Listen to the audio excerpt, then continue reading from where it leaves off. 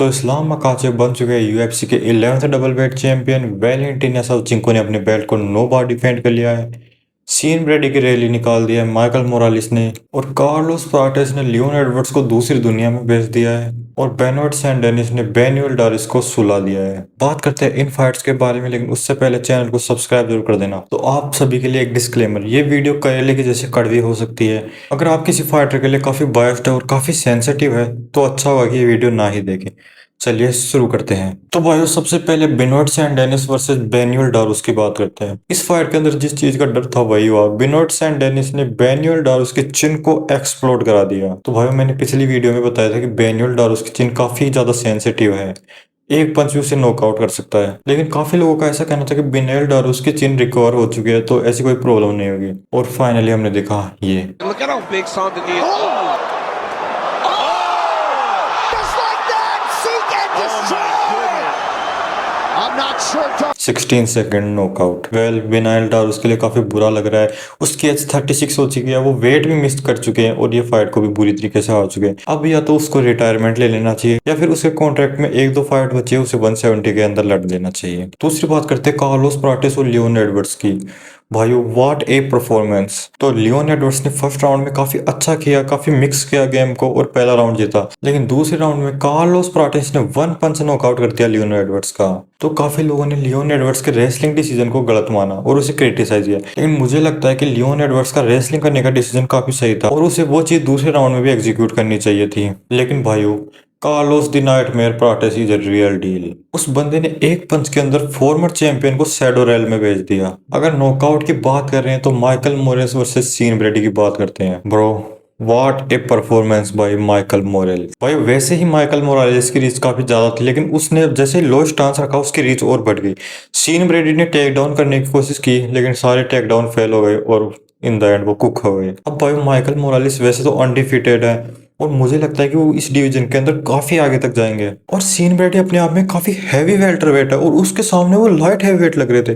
तो ये काफी बड़ी डील होने वाली है वेल्टरवेट डिवीजन के अंदर। अगर उसने सीन ब्रेडी के टेक डाउन को रोक दिया तो मैं उसकी फाइट किसी और दूसरे रेसलर के अगेंस्ट देखना चाहूंगा। अगर उसने उसको भी घट दिया तो मुझे लगता है इस्लाम अखाचे के लिए वो काफी बड़ी डील हो जाएंगे।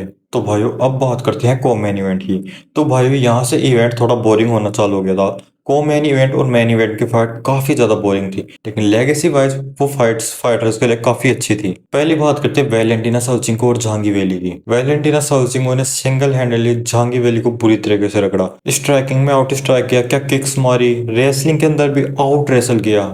बिल्कुल क्लियर डोमिनेंस। वैसे तो इस क्लियर डोमिनेंस के काफी रीजन थे, लेकिन मेन रीजन जो मुझे लगा वो था वैलेंटिना शevchenko का साइज। भाई, एक मेल काफी जल्दी मसल मास गेन कर सकता है, लेकिन एक फीमेल इतनी जल्दी मसल मास गेन नहीं कर सकती, और वही डिसएडवांटेज दिखा मुझे झांगीवेली पे। फाइट के अंदर भाई मुझे तो काफी तरस आया झांगीवेली पे। भाई, झांगीवेली 5-4 है और वैलेंटिना शevchenko 5-5 है। अब भाई, झांगीवेली छोटी है तो उसको काफी हैवी होना चाहिए था, लेकिन वो वैलेंटिना से काफी हल्की दिख रही थी। और वैलेंटिना शevchenko ने अपनी लेग्स, अपने डिस्टेंस मैनेजमेंट और रेसलिंग से ओवरवेल्म कर दिया था झांगीवेली को। अब भाई, झांगीवेली के पास एक ही ऑप्शन बचता है कि वो अपने डिवीजन में वापस जाए और कुछ टाइटल डिफेंसेस करे। अब बात करते हैं वैलेंटिना शevchenko की। तो वैलेंटिना शevchenko के पास अब दो रास्ते हैं।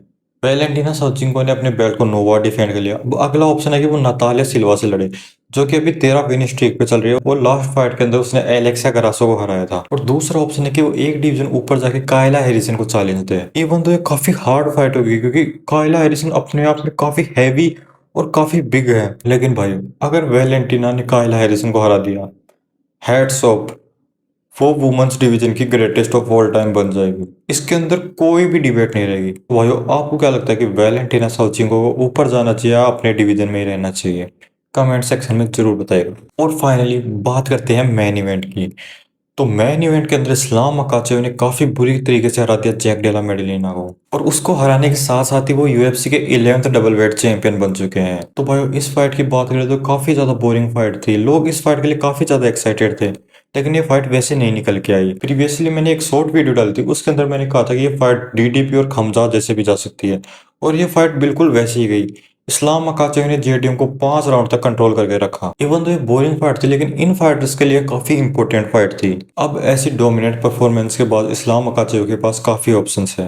पहला ऑप्शन है कि वो कार्लोस प्राटिस या माइकल मोरेस से अपना टाइटल डिफेंस करवाए। दूसरा ऑप्शन है कि वो मिडिल वेट डिवीजन में जाके खमजा चिमाय को मिडिल वेट बेल्ट के लिए चैलेंज करे और यूएफसी के फर्स्ट ट्रिपल चैंपियन बने। लेकिन ये फाइट उसके लिए काफी ज्यादा मुश्किल होगी, क्योंकि खमजा चिमाय भी अपने आप में काफी खतरनाक रेसलर है और उसके पास साइज एडवांटेज भी है। तीसरा ऑप्शन है कि वो इलिया टपोरिया से फाइट करे।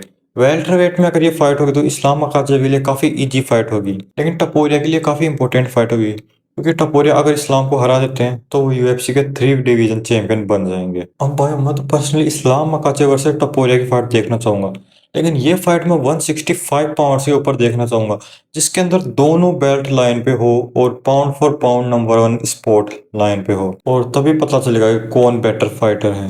बाकी आपको क्या लगता है कमेंट सेक्शन में जरूर बताइएगा और चैनल को सब्सक्राइब कर देना, क्योंकि 97% लोगों ने चैनल को सब्सक्राइब नहीं किया है।